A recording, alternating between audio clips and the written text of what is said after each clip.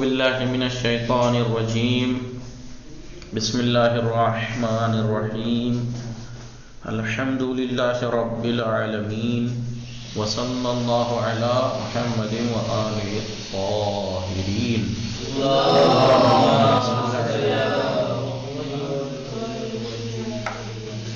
السلام علیکم ورحمۃ اللہ وبرکاتہ. خیریت سے آپ سب لوگ ٹھیک ہیں؟ جون اور غازی سمجھ میں آ رہا ہے یہ درس آپ کو؟ تاریخ سمجھ میں آتی ہے؟ وسیم جوہر صاحب تاریخ سمجھ میں آتی ہے جی؟ آپ ٹھیک ہے؟ عارفہ حسن، فاطمہ زہرا، آغا نہاد، ثانیہ زہرا. وعلیکم السلام. ہماری گفتگو تاریخ میں پہنچی ہے کہاں تک؟ کیونکہ ہمارا جو تاریخ کی جو بک ہے اس کا عنوان کیا ہے، اس کا نام کیا ہے؟ آپ کو لگ رہا ہوگا بھائی تاریخ میں تو ہم نے آج تک یہ سنا تھا کہ واقعات ہوتے ہیں اماموں کے، ان کے نہیں، یہ پیغمبر اکرم کے بارے میں ہے. کتاب کا نام کیا ہے؟ پیغمبر. اب ظاہر سی بات ہے پیغمبر کی گفتگو ہو رہی ہے تو کہاں سے شروع ہوگی؟ کہاں وہیں سے شروع ہوگی کہ جب آپ نہیں، شروع سے شروع ہوگی ان کی زندگی، شروع سے دعوی نبوت سے شروع ہوگی گفتگو کہ دعوی نبوت کے اوپر کیا دلیل ہے، کیا ثبوت ہیں. لہٰذا اسی سلسلے میں باتیں چل رہی ہیں کہ اگر ہمارے نبی نے جب نبوت کا اعلان کیا تو آپ کے تصدیق کیسے کی لوگوں نے، اس کے کچھ معیار، کچھ ملاک ہیں پہچاننے کے کہ یہ صحیح کہہ رہا ہے. کوئی بھی انسان اگر دعویٰ کر رہا ہے کسی چیز کا، نبوت جیسی اہم ذمہ داری کا اگر کوئی انسان دعویٰ کر رہا ہے تو اس کو اپنی بات میں سچا ہے یا جھوٹا اسے پتہ لگانے کچھ ملاک اور معیار ہیں. لہذا ہمارے نبی کے بارے میں بھی وہی اعتبار تھے. انہی اعتباروں سے لوگ کیا ایمان لائے، اسلام لائے. پہلا کیا تھا؟ کس اعتبار سے؟ کیا اعتبار ہے کسی کا سچ پتہ لگانے کا کہ یہ سچ کہہ رہا ہے یا نہیں؟ اس کی گزشتہ زندگی. کسی بھی انسان کی جو نبوت کا دعویٰ کر رہا ہے، رسالت کا، پیغمبری کا دعویٰ کر رہا ہے تو اس کی گزشتہ زندگی دیکھ لیجئے کہ آج سے پہلے یہ کس طریقے سے زندگی گزاری اس نے.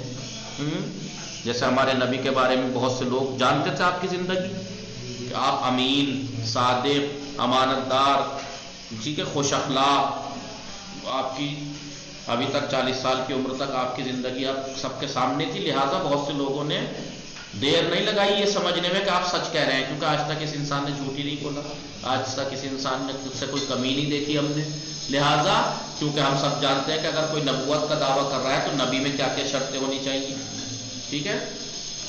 وہ زندگی میں دیکھ لیجئے ان کے، وہ موجود تھی تو مان لیا لوگوں نے کہ ہاں جی سچ کہہ رہے ہیں. دوسرا طریقہ کیا تھا؟ ہاں، وہ جو شریعت لے کے آیا ہے، جو دین لے کے آیا ہے، اس کی تعلیمات کیا ہیں، اس سے پتہ لگایا جا سکتا ہے کہ یہ کس حد تک اس کی تعلیمات عقل کے مخالف ہیں یا عقل کے موافق ہیں. اگر عقل کے موافق ہیں تو اور اعلیٰ درجے کی تعلیمات ہیں تو سمجھ میں آ جائے گا کہ تعلیمات آسمانی ہیں. جیسا کہ ہمارے نبی کے بارے میں بھی ہے، کتنے لوگ آئے رسول کے پاس اور کہا کہ بھائی آپ کیا کہنا چاہتے ہیں، ہم سے کیا چاہتے ہیں، کیا لائے ہیں آپ؟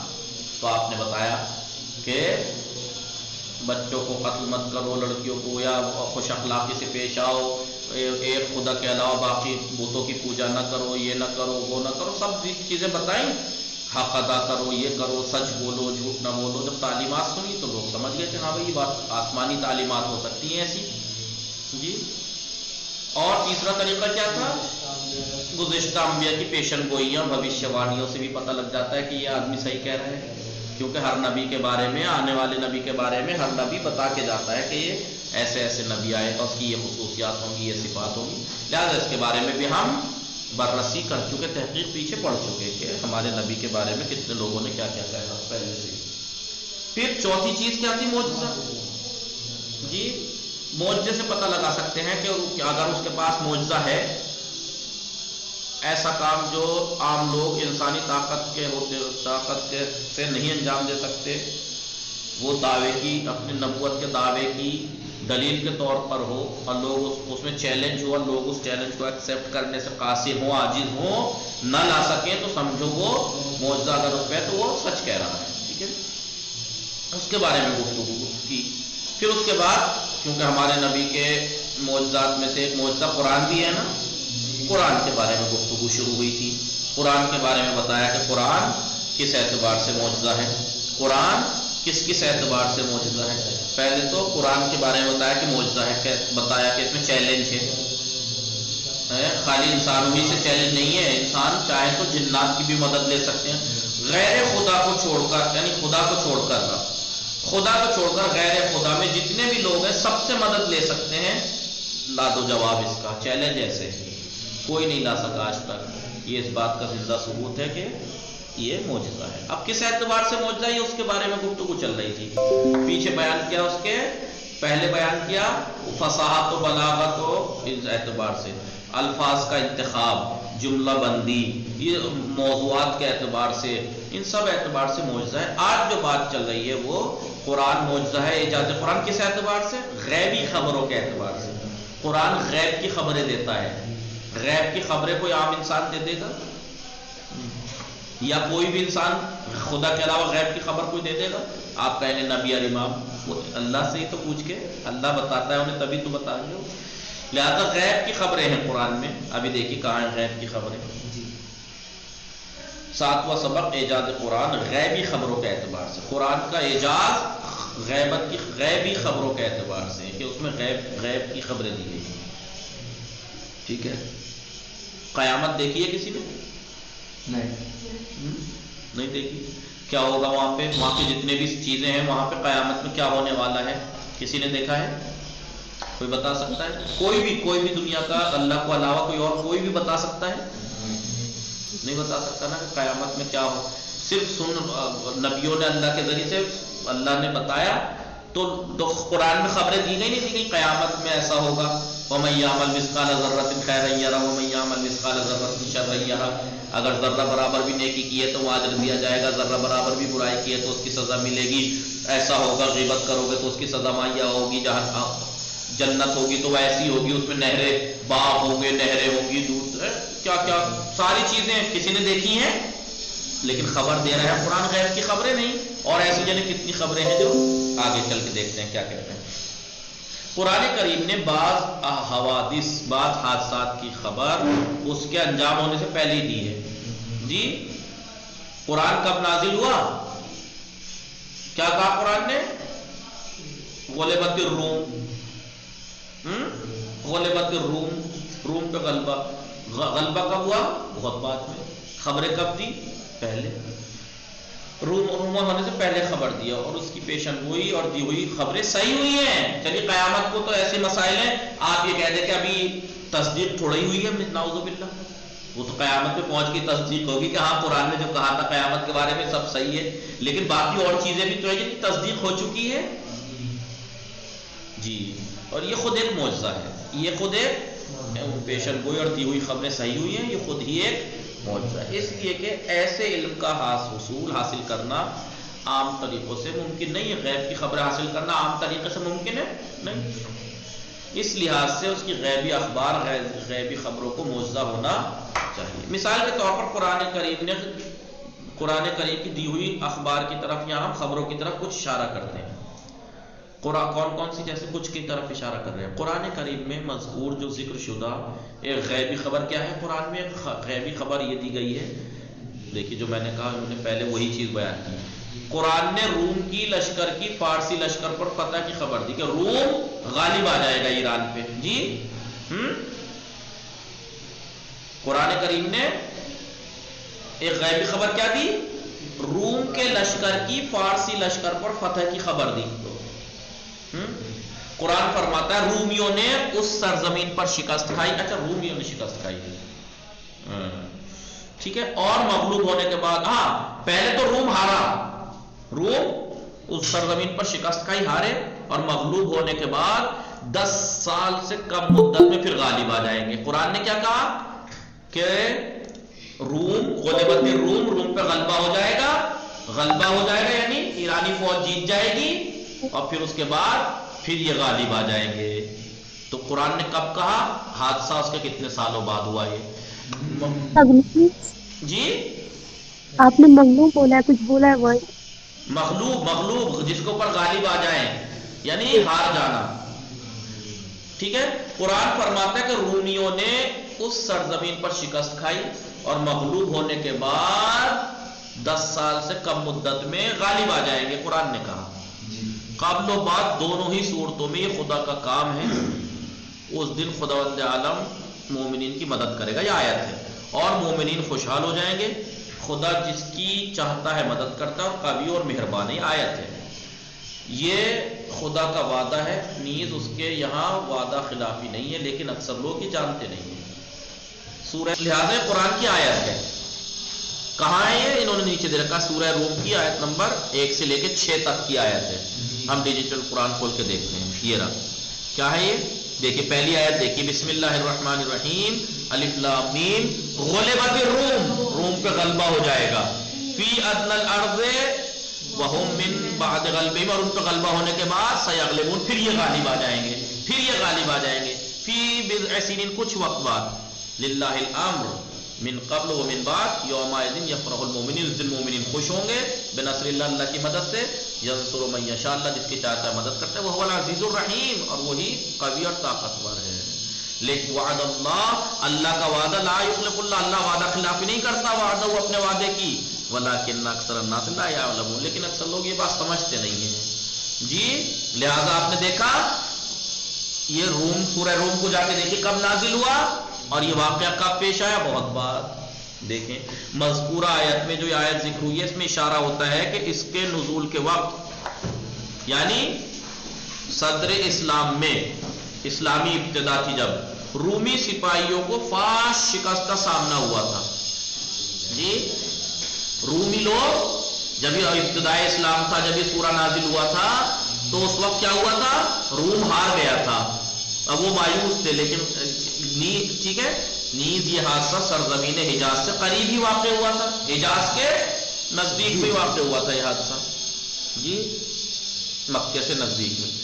اس سے اندازہ ہوتا ہے کہ جزیرۃ العرب بالخصوص خاص کر کے تازہ مسلمان جو رومی تھے رومیوں کی شکست سے کچھ زیادہ ہی گھبرائے ہوئے تھے. تازہ لوگ مسلمان جو تھے جو نئے نئے مسلمان ہوئے تھے وہ روم کے ہارنے کی وجہ سے گھبرائے ہوئے تھے. کیوں؟ کیونکہ روم اتنی طاقتور فوج ہونے کے بعد بھی ہار گیا تو ہم تو نئے نئے مسلمان ہوئے اب ہمارے اوپر بھی مارا پیٹی ہوگی اب ہم بھی. لہذا ایسے موقع پر یہ آیت نازل ہوئی اور مسلمانوں کو بشارت دی کہ اس کے بعد یعنی 10 سال سے کم کی مدت میں رومی سپاہی اپنے دشمنوں پر کامیاب ہوں گے. نیز مومنین اللہ کی تائید و نصرت سے خوش ہوں گے. مومن خوش ہوں گے اللہ کی مدد سے. سمجھ میں آیا آپ کو؟ اتفاق سے قرآن کی پیشن گوئی صحیح اور درست ہوئی اور ٹھیک اسی تاریخ کو اہل کتاب رومی اہل کتاب کون؟ رومی فارس پر غالب آ گئے اور مومنین اپنی اس کامیابی سے خوش ہوئے. اب بتائیے قرآن نے کب کہا تھا اور کب یہ؟ تو یہ واقعہ غیب کی پیشن گوئی غیب کی خبر دی نہیں دی. اس واقعے سے بہتر معلومات کے لیے اس واقعے سے اگر معلومات کرنا چاہتے ہیں اس سے بہتر معلومات کے لیے ضروری ہے کہ 2 آزاد افواج 2 آزاد فوجیں کون کون سے روم اور ایران کی سیاسی حالات کو دیکھیں آپ. ان کے درمیان آپ کشمکش کا مختصر جائزہ ہم یہاں پہ لیتے ہیں. کیا ان کی کیفیت تھی دونوں فوجیں کی؟ دونوں طاقتور فوجیں تھیں. اس کا ہم یہاں پہ سیاسی جائزہ لیتے ہیں. کیا تاریخی کتابوں سے استفادہ ہوتا ہے یہ سمجھ میں آتا ہے کہ ایشیا اور عربستان کے 2 عظیم ایشیا اور عرب کے 2 عظیم ایران ایشیا کا سب سے عظیم ایشیا کے عظیم ملکوں میں سے تھا. روم عرب کی عظیم مضبوط حکومتیں تھیں. ایک ایران کی عظیم اور وسیع بادشاہی جو آج کے ایران سے کہیں زیادہ وسیع اور عریض تھی. آج آپ کو ایران چھوٹا سا ایک ملک لگتا ہے ورنہ ایران یہ سمجھ لیجیے اگر ظاہری دیکھا جائے تو افغانستان ترکی آذربائیجان یہاں تک کہ حکومت آپ جانتے ہیں ایران کی کہاں تک تھی ہندوستان تک میں حکومت تھی جی. کہاں چاروں طرف ایران کتنی بڑا طاقت تھا آپ سوچ نہیں سکتے اتنی بڑی طاقت تھی ایران. ٹھیک ہے تو 2 عظیم ایک ایران تھا جیسا آج ہم دیکھ رہے ہیں اس سے کہیں زیادہ وسیع اور عریض ان کی حکومت تھی پھیلی ہوئی. نیز عراق بھی دیکھ لیجیے عراق بھی ایران کے دائرے میں آ رہا تھا. اندازہ لگا لیجیے اتنا بڑی طاقت تھی ایران. اور دوسری عظیم سلطنت روم کی تھی جس کا دائرہ مصر اور شام تک تھا. تو 2 بڑی طاقتیں تھیں. ایک ایشیا کی ایشیا میں تو آتا ہے عرب بھی یہ بھی اور عربستان بھی.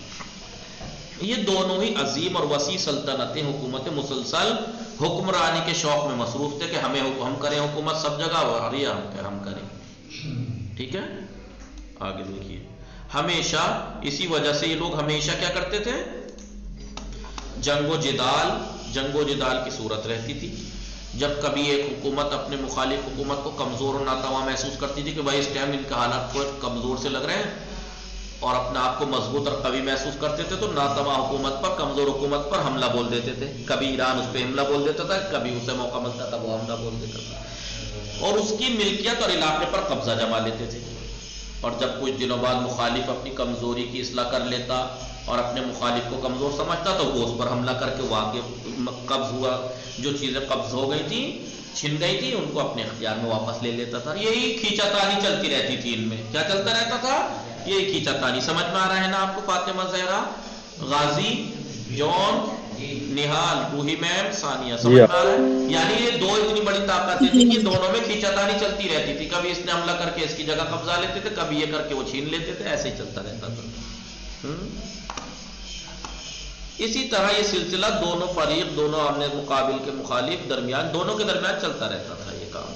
نیز اور عرب کے جو پڑوسی علاقے ہیں اس حکمرانی سے محفوظ نہیں تھے, کیونکہ یہ علاقے بھی یہ تھے یار کبھی ہمیں ایران چھین لے, کبھی لگتا تھا وہ چھین لے گا ہمیں, کبھی وہ ہم پہ قبضہ کر لے گا. ڈرے رہتے تھے بھائی. جب دو بڑی طاقتوں میں ٹکراؤ ہو تو بیچ کے لوگ تو بیچارے ڈرے رہتے ہیں, ہر طرف سے گھبرائے رہتے ہیں. جی, اسی کا ایک نمونہ خاندان کیا لاخم کے بادشاہ ہیں. خاندان لاخم کے بادشاہ جن کا پایہ تخت کہاں تھا, راجدھانی کوفے کے نزدیک شہر ہیرا میں تھا. ہیرا جو ساسانی بادشاہوں کی, ساسانی بادشاہ جو ایران میں گزرے, ان کی حمایت سے, ان کی مدد سے برسوں لوگوں پر حکومت کرتے رہے. یہ خاندان لاخم, ان کی حکومت تقریباً 602 عیسوی تک باقی رہی. پھر اس وقت خسرو پرویز جو ایران میں بادشاہ گزرا ہے, اس نے طے کر لیا کہ ان کی حکومت کا خاتمہ کر دینا چاہیے اور اسے اپنے ملک کا ایک حصہ, انہوں نے اپنا ملک کا حصہ بنا لیا. خسرو پرویز نے, جب ساسانیوں کا کوئی حاکم اس بات سے باخبر ہوا کہ حمیر کا بادشاہ استقلال اور آزادی کا خواہاں ہے, وہ مستقل ہونا چاہتا ہے, آزاد ہونا چاہتا ہے, تو اس نے اپنی مسلح افواج, ہتھیار بند فوجیں 598 عیسوی میں عربستان کے جنوبی علاقے میں بھیج دی اور گھمسان جنگ کے بعد ان پر غالب آ گیا اور عربستان کا جو جنوبی علاقہ ہے اس پر قبضہ کر لیا. عرب کا جنوبی علاقہ جو ہے وہ اس پہ قبضہ کر لیا. دوسری طرف رومی حکومتیں بھی جنوبی عربستان کی جانب متوجہ تھی. روم والے بھی چاہ رہے تھے, ان کی نگاہیں بھی اس علاقے پہ تھی. عرب کے جنوبی علاقے پہ روم کی بھی نگاہ تھی اور وہ اپنے حریف کے مد مقابل اس کی حمایت کر رہی تھی. جی, وہ اس کے مقابلے پہ اس کی مدد کر رہی تھی روم کی, اس لیے کہ کچھ ان کے ہم نوالا ہم پیالہ عیسائی وہاں رومیوں کے وہاں ہم ساتھی, ان دونوں ساکن تھے, وہاں رہ رہے تھے. یہیں سے دونوں مخالف گروپ کامیابی اور ناکامی کے اعتبار سے ہوشیار تھے. اور جب ساسانی کامیاب ہوتے تو عربستان کے عیسائی بھائی, جب ساسانی ایرانی لوگ کامیاب ہوتے تھے تو عرب میں جو عیسائی رہ رہے تھے انہیں ڈر لگتا تھا کہ یار یہ وہ کیا کریں گے. لیکن مشرکین مسرور ہوتے تھے, وہ خوش ہوتے تھے. عیسائی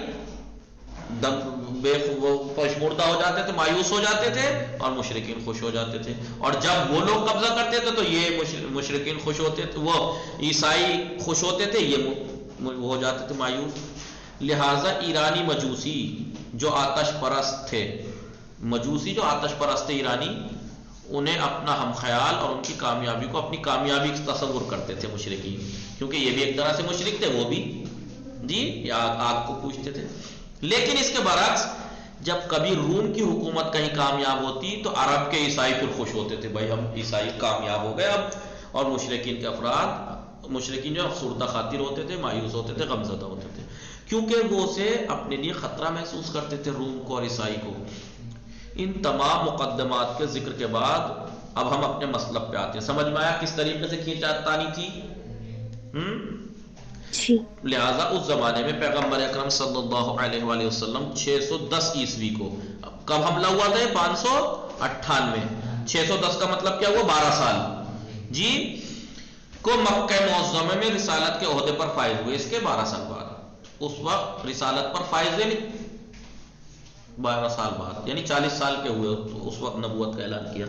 تو بیزانس کی حکومت کے لیے 602 سے 610 نہایت برا سال ثابت ہوا، اور لوگوں کے اختلاف اور داخلی جو اندرونی کشمکشی کھینچتانی تھی اور انتشار سے حکومت کمزور ہو گئی. آپ کبھی بھی دیکھنا کوئی بھی ملک کتنا ہی طاقتور کیوں نہ ہو پوری دنیا کا مقابلہ کر سکتا ہے، لیکن جب اندر سے نام نہیں پھیل جائے، جیسے آج کل اندرونی طاقتیں انسان کسی بھی ملک کو کمزور بنا دیتی ہیں. جی بلا گیا ابھی دیکھیے گھر ایران کتنا طاقتور ہے، سب کچھ بنا لیا اس نے، سب کچھ کر لیا، لیکن ابھی امریکہ اسرائیل نے کچھ زر خریدوں کو ہنگامہ کرا دیا وہاں. دیکھیے بیچارے کیسے ٹوٹ گئے، اندر انہوں نے وہ کر دیا. لہذا اندرونی جو ہوتا ہے تو یہ بہت، اس لیے وہاں پر یہ کیا ہوا، داخلی کشمکش اور انتشار سے حکومت کمزور ہو گئی، اور ساسانی بادشاہ خسرو پرویز جو ہے وہ رومی حکومت کے دکھتی رکھ سمجھ گیا. اب وہ سمجھ گیا کون؟ ایرانی بادشاہ خسرو پرویز روم کی دکھتی رکھ سمجھ میں آ گئی اس کے، کہ دکھتی رکھ کیا ہے، کہ اندر کشمکش چل رہی ہے، انتشار چل رہا ہے، اور موقع کی نزاکت سے فائدہ اٹھاتے ہوئے اپنے فریق کے خلاف، اپنے دشمن کے خلاف حملہ کر کے شدید نقصان پہنچایا روم کو. بہت خطرناک گھاتک حملہ، گھاتک نقصان. اس حملے کا آغاز کب ہوا؟ 610 میں ہوا اور 619 تک باقی رہا. کتنا؟ 10 سال تقریباً. جی اور ساسانی اپنے قوی سپاہیوں کی مدد سے پے در پے حملہ کر کے، ایک کے بعد ایک حملہ کر کے چند محاذ پر، چند علاقوں پہ، چند بارڈر پہ قبضہ کر لیا. ٹھیک ہے. اب مسلمان گھبرا رہے تھے کیونکہ ابتدائی اسلام تھا، ابتدائی اسلام تھا. عرب والے تو بیچارے ویسے ہی، بتایا میں نے، اوپر پڑھا نہیں پڑھا کہ جب وہ غالب آتے تھے روم والے تو عیسائی خوش ہوتے تھے، عرب کے مشرک گھبراتے تھے، اور جب وہ ایرانی کامیاب ہوتے تھے تو کون؟ یہ مشرک خوش ہوتے تھے. لہذا وہ مشرکوں میں سے کچھ لوگ مسلمان ہو گئے تھے، گھبرانے تو بنتا تھا. ٹھیک ہے. یہ باقی رہا. اور ساسانی اپنی یہ کیا کیا، اور 605 سے 613 تک دارا علاقہ ہے، امد، ادسا، نصیرہ پولیس، حلب، اپایا اور دمشق ساسانیوں کے قبضے میں آ گئے. کتنے علاقے قبضہ لیے؟ دیکھیے 1 2 3 4 5 6 7 کتنے بڑے بڑے علاقے انہوں نے قبضہ لیے. اب خسرو پرویز نے اپنی ممتاز اور قابل دید کامیابی، ایک ممتاز کامیابی تھی نا کہ اتنا بڑا علاقہ قبضہ لیا، اتنا حملہ کر دیا، یہ کر دیا، اس پر کامیابی پر مغرور ہو کر ابھی تو طاقت ہے میرے پاس، عیسائیوں کے خلاف اس نے جنگ کا اعلان کر دیا. تو یہودیوں کے اکثر گروہ اس سے ملحق ہو گئے، مل گئے. اور 614 عیسوی میں کیا ہے، یروشلم ہے نا، یہ کہاں ہے اس ٹائم؟ فلسطین پر حملہ کر کے تقریباً 90,000 عیسائیوں کو، اسرائیل میں 90,000 عیسائیوں کو موت کے گھاٹ اتار ڈالا. یہودی اس کے ساتھ مل گئے اور عیسائیوں کو مار ڈالا. شہروں کو لوٹا، عبادت خانوں کو برباد کیا. من جملہ قیامت نامی عبادت خانہ، وہاں پہ ایک تھا عبادت خانہ، اس کو آگ لگا دی. اور اسی واقعے میں عیسائیوں کی سب سے محبوب ترین اور اصلی یادگار ایران لائی گئی، وہاں سے ایران لے آئے. کتنا طاقتور ہو گیا، اب تو اپنی طاقت کے گھمنڈ میں تھا خسرو پرویز. گھبرا رہے تھے لوگ. قرآن کیا کہہ رہا ہے؟ روم مغلوب ہو گیا ہے لیکن عنقریب وہ غالب آئے گا. عنقریب وہ خسرو پرویز نے روم کے بادشاہ ہیرکیولس کو تمام زمینوں کے مالک کے بزرگ خدائے خسرو پرویز کی طرف عبد ناچیز بے شعور ہرکیولس کے نام تم کہتے ہو. ہاں ان نے کیا لکھا پھر؟ تمام زمینوں کے مالک. کیا لکھا اس نے خسرو پرویز نے روم کے بادشاہ ہرکیولس کو؟ تمام زمینوں کے مالک بزرگ خدا خسرو پرویز کی طرف سے کتنا گھمنڈ ہے دیکھیے. یعنی تمام زمینوں کا مالک، یعنی میں خسرو پرویز، بزرگ خدا، میں خسرو پرویز کی طرف سے یہ خط ہے. کس کے نام؟ عبد ناچیز غلام کی طرف، بے شعور ہرکیولس کے نام. ناچیز اور بے شعور ہرکیولس کے نام، یہ خط کا عنوان تھا. کیا لکھتے ہیں نا، باپ کا خط، ایک مہربان باپ کا خط بیٹے کا نام، ایسے تو لکھتے ہیں خط میں شروع میں. اس نے کیا لکھا؟ تمام زمینوں کے مالک بزرگ خدا خسرو پرویز کا خط، ایک عبد ناچیز اور بے شعور ہرکیولس کے نام. اب آپ سمجھ لیجئے کتنا غرور میں آ چکا تھا، یہ کتنا طاقت کے غرور میں تھا. تو انہیں کیا کہا اس کو لکھ کے، تم کہتے ہو کہ میں اپنے خدا پر اعتماد کرتا ہوں، کہ تم اپنے خدا پہ اعتماد کرتے ہو، تو پھر یروشلم میرے ہاتھوں میں کیسے نہیں، کیوں نہیں بچایا تم نے؟ اگر تمہارا خدا تمہارے ساتھ ہے تو کیوں نہ بچا لیا مجھ سے؟ یہ حالات تھے. کتنا طاقتور ہو گیا تھا خسرو پرویز، یہ عالم ہو گیا تھا کہ خدائی سے ٹکرانے لگا تھا. اور 616 عیسوی میں خسرو پرویز نے اپنا عظیم لشکر اسکندریہ بھیجا اور 619 تک مصر پر قابض رہا، اور ایک چھوٹا لشکر ایشیائے صغیر کی جانب روانہ کیا، اور 617 عیسوی میں خالقدون پر قبضہ ہو گیا. ساسانی فوج کی کثرت، اس کا اتنا زیادہ ہونا، اور مختلف مقامات پر، محاذوں پر، بارڈر پر فوری کامیابی قابل دید تھی. فوراً حملہ کیا، فوراً کامیابی، فوراً اتنی طاقتور. جب اس کامیابی کی خبر اس کے پڑوسی ملک عربستان کے لوگوں تک پہنچی تو ساسانی سپاہیوں کے عمل کا اثر دو طرح سے ظاہر ہوا. ایک، مشرکین اس کامیابی سے خوش ہوئے، کیونکہ ان کی کامیابی کو وہ اپنی کامیابی تصور کر رہے تھے، کیونکہ مشرک تو عیسائیوں کے دشمن تھے. تو یعنی توحید مخالف پارٹی، جو توحید کے مخالف پارٹی تھی. بھائی دیکھو، عیسائی تو توحید پرست تو تھے ہی، بھلے ہی ان کو تھوڑا گڑبڑ کر کے کرتے تھے، مانتے تو اللہ کو ہی تھے، لیکن مشرک، کیونکہ ایرانی مشرک آگ پرست تھے، وہ بھی مشرک تھے، تو ان کی کامیابی پہ مشرک خوش ہو رہے تھے. لیکن عیسائی اور جو اب نئے مسلمان ہوئے تھے وہ، لیکن عیسائی اس کامیابی سے افسردہ ہوئے اور اپنی حفاظت کے لیے انہوں نے خطرہ محسوس کیا. باقی انشاءاللہ کل پڑھیں گے. باقی وصلی اللہ علی محمد و آلہ الطاہرین. اللہم صلی علی محمد.